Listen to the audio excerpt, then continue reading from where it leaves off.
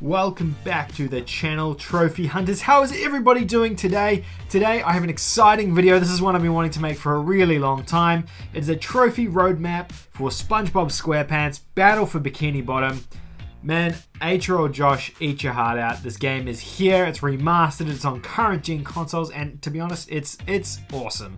Let's dive in and take a look at how hard this one's going to be to earn the platinum in.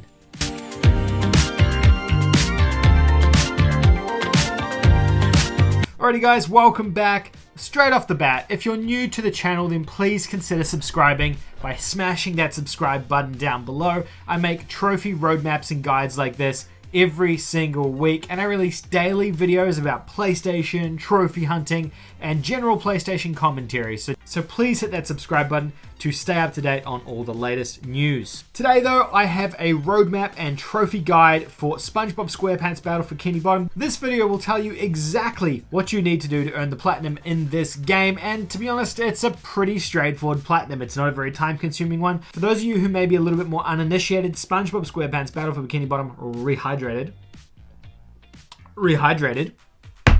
that was not worth it for that joke, is a PS2, GameCube, and original Xbox game that came out back on that generation of consoles that has been remade, I guess remastered? No, this is kind of a remake, I guess. No, it's more of a remake than a remaster for current gen consoles, PS4, Xbox One, PC, and Nintendo Switch. And it came out this week, which was week of the 21st of June, 2020.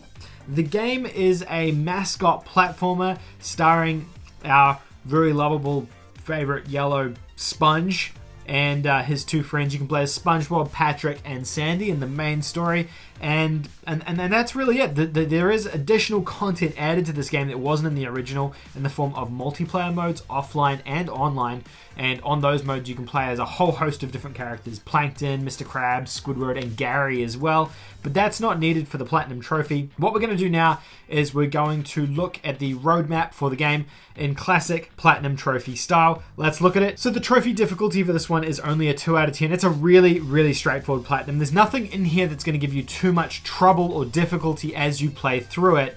It is a mascot platformer collectathon, essentially. At the end of the day, the majority of the trophies are for collecting things, and there's only really going to be one trophy that takes the majority of your time, and that's for getting 100% completion, which is pretty standard for a collectathon and pretty standard for a game of this kind of nature back from that generation.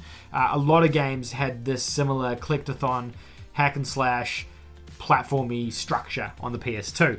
It's gonna be a 2 out of 10. It's gonna take you around 10 to 12 hours to complete.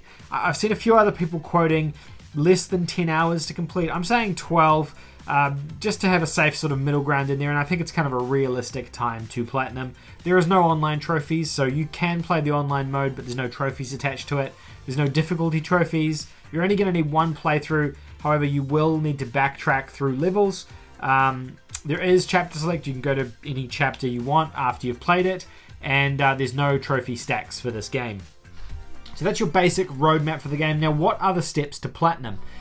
3 simple steps, and I've broken it down as easy as I think, or as simple as I think it can be. So the first step is just play through the game naturally. On this playthrough, aim to collect as many shiny things as you can, which you'll be doing anyway.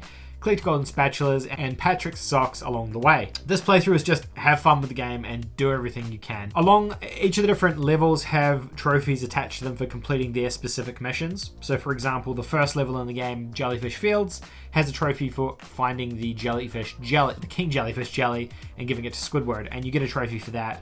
Each subsequent level has a little main mission or mission that you have to complete.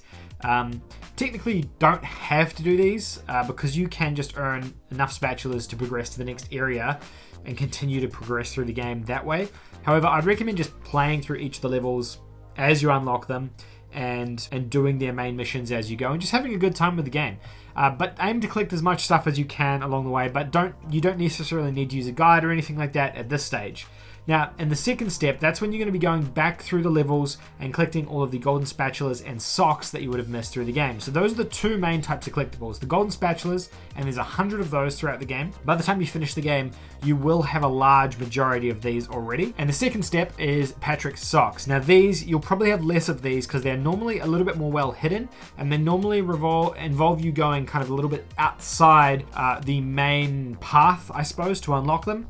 So you'll probably have a few more of these that you need to unlock by the time you've finished, and you'll be going back and collecting these. Now there's 80 of those in the game, which is a decent chunk of collectibles that you'll need to still probably go back and earn. The great thing about this game in particular is if you hit the options menu on PS4 and you scroll over whatever level you want to look at and hit X, it will tell you exactly how many socks you're missing and how many golden spatulas you're missing on each of the levels. And it even tells you how to unlock the golden spatulas.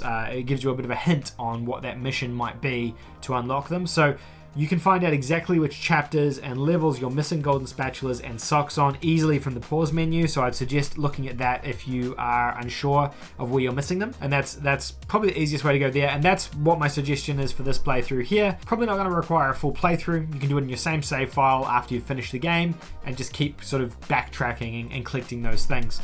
Now, the last thing you're going to have to do, and this was the last thing I had to do as well, was to get enough shiny things to trade with Mr. Krabs to get his golden spatula. He has a couple of tiers of golden spatulas that he'll give you for giving him shiny things. We all know Mr. Krabs loves money, and in this game, shiny things are the currency. So you have to go and probably grind a decent number of shiny objects or shiny things to give to Mr. Krabs in exchange for those last couple of spatulas, and they'll be your last spatulas that you earn in the game. That's just the way it's going to be, because you just won't get enough shiny things playing through the game naturally to be able to trade it all to him. So that's the last thing you're going to end up doing. There are a couple of spots where you can grind shiny things. I found on the sand dunes when you're doing the surfboarding activity, if you keep repeating those missions and dying and repeating them, I found that you can grind them there. If you just keep progressing through the levels and collecting them, that's another way of doing it. Every time you die, the shiny things reset, so you can collect as many as you want, die, they'll reset, and you can go back and smash them all in an area again. That's one way of doing it. Personally, I found that by playing through the game normally, just play the whole game as you normally would, then go back and earn the collectibles, the socks and the spatulas like I've suggested here for step 2. By the time you've done those two things, you're going to get pretty close anyway, because you're kind of playing the game the way it's intended to be played. Play through it once and then go back through and replay missions again to earn those last collectibles. Doing that, you'll slowly build up that level of shiny things, so you shouldn't have to do a ton of grinding at the end, but chances are there will still be a little bit of it required to get that last quantity of shiny things up to trade with Mr. Krabs to then get his spatulas and tip you over at 100%. That's really the only 3 steps. After you've done that, you should have everything. There are some miscellaneous trophies in here as well. I'm not going to talk about those. They're pretty straightforward. They're generally for killing enemies, collecting a particular number of things. There are a number of trophies for spatulas and socks. Collecting 5, 10, I think 20, I think 50 as well. So there's a ton of them that kind of build into that final trophy of 80 socks and 100 spatulas, and then that 100%. They all kind of build into each other though. And we know that from a lot of games. A lot of different titles do that. If we look at the 3 notable trophies, they're literally what we've just talked about again. This is all there really is to worry about in the game. As far as I'm concerned, it's the 2 main collectibles, which is Super Ultra Mega Spatula Seeker, and that's for getting 100 golden spatulas. We've already talked about that. The other one is Sock Opera, and that's for finding all 80 of Patrick's socks, and we've also talked about that. And then the final one is 100% SpongeBob, and this is for getting 100% completion on all golden spatulas and socks, and that's the final tier, I guess, of those 2 trophies as it builds into it. Honestly, the trophy list isn't a massive trophy list. There's only 33 trophies in the game, minus 1 obviously because it's the platinum, so 32 trophies that you need to earn, and the majority of them are linked to collecting socks and spatulas, and then, like I said, building into those tiers. So you know, that is really the majority of your game. Now, there are a couple of things to point out in terms of glitches. As of recording this on the 25th of June 2020, there are 2 glitches that seem to be plaguing people. The first is the spatula that Squidward gives you in his house. Make sure that you collect that early on in the game. I think it's like one of the first or second spatulas that you can earn in the entire game. Some people have found that is locking you out from getting the spatula later in the game if you try and do it after you've progressed past a certain point. So make sure you just knock that one out early on in the game. because it has been a problem for some people. Not saying it's going to be for you, but if it is a little bit glitchy, it's worth going and making sure you've unlocked that. THQ have acknowledged that glitch, and they have said they're working on a fix for it though, so that's important to point out. The second glitch is people are saying that on their 99th spatula, when they unlock their 100th spatula, so going from 99 to 100, it's not counting as 100. It's still staying as 99, even though they've earned that spatula. My suggestion there is to make a save file, a manual save file, when you earn your 99th spatula. Once you've done that, then try and get that last spatula. If it glitches, you can then delete that save and go back to your manual save and try again, and hopefully it will work. We don't know why this is happening yet. There are a number of people that have experienced this glitch and who have found that they're not able to unlock that final spatula, and that's a really annoying glitch to happen in this game, because it means you have to replay the entirety of the game again if that last spatula is glitched, because there's nothing else you can do to prompt that action again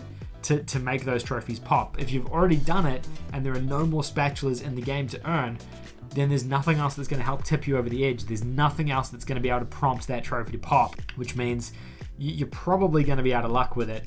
I haven't heard anything about this one being patched. I don't believe I've seen any correspondence from THQ about this specific glitch. I imagine they'll look at fixing it, but I have seen in the comment section of my videos and the comment section on PSN profiles a number of people talking about that glitch. So make sure, like I say with all of these games, do a backup save. Make sure you've got backups as you play through it to prevent this from happening.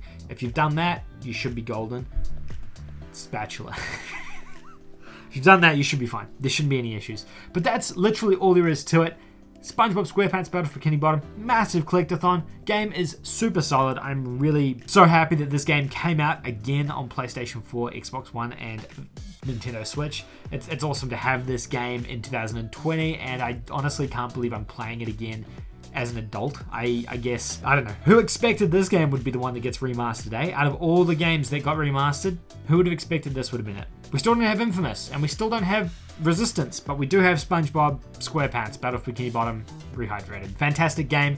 Loved every minute of it, and it reminded me just how much I like these mascot platformer games, and I'm definitely going to need to check out more of them going forward, and hopefully covering them on the channel as well. Hopefully this video was helpful for you guys. If it was, let me know in the comment section below. If you were able to get the platinum trophy because you watched my video, I would love to hear from you in the comment section.